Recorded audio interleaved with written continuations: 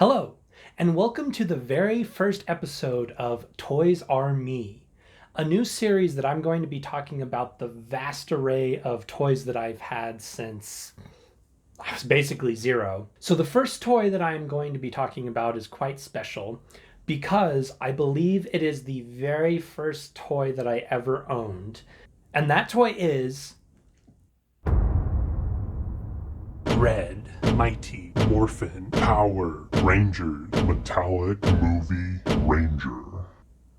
Bandai 1995. Now, one interesting thing, I always was curious as to why this Ranger looked like this. It was not the normal red that you always saw the Red Power Ranger wearing in the show. It was red spandex. And so I actually thought that this toy was maybe a not as well made version of the Power Ranger toys. Like maybe they just for some reason couldn't get their hands on that particular red, even though it's a pretty normal red, I think. But nonetheless, I always was a little bit jealous of my brother who had the very classic Automorpher Red Ranger. And then I had this guy, which didn't look anything like the show. Just had a realization not too long ago that this is based off of the metallic armor introduced in season 3 of Mighty Morphin Power Rangers.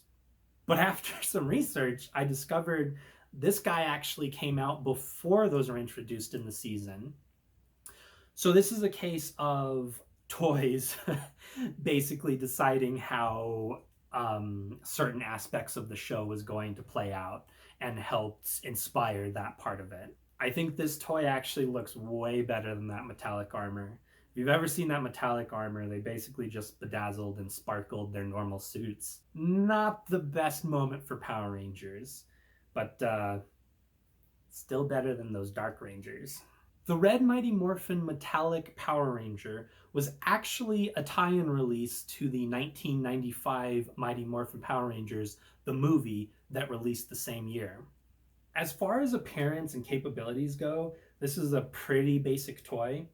I already talked about the metallic, so that was something a little bit new and different than what you saw from the show. Arms can mostly move 360 degrees. They can bend at the elbow. I never liked having the screws in the front, so I just turned those to the back. He can bend at the waist, and his knees can also bend. Magic. He actually can't stand like that. I just used the magic of Velcro. On his chest, there should be an emblem of a gorilla, but he lost that many years ago due to battle damage. He can also turn his head 360 degrees. Take that as you will. Each of his hands has a little peg in it so that he can hold different items, like the ever classic Blade Blaster.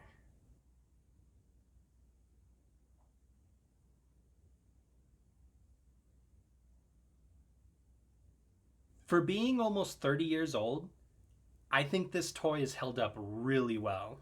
He does, however, have a lot of scarring over his body, and his helmet, obviously, as you can see, has had a lot of battle damage. The arms and leg pieces have also faded a little bit.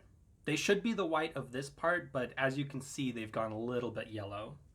His left arm is also very floppy. I think that there's a hinge somewhere that's just not quite working. He must have dislocated his shoulder at some point. Overall, if you got this toy 30 or so years ago, you were a pretty happy camper. The Red Mighty Morphin Metallic Movie Ranger isn't quite as good as the Automorphers. Those were the real big ticket items at the time. However, still a great toy to add to the lineup.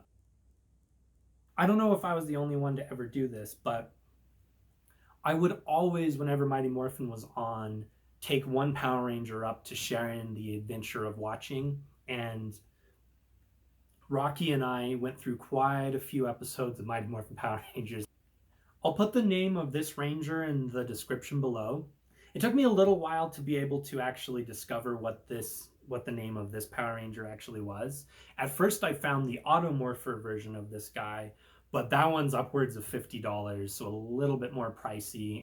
So if you're ever interested in buying this toy, I'd say it's a pretty good purchase.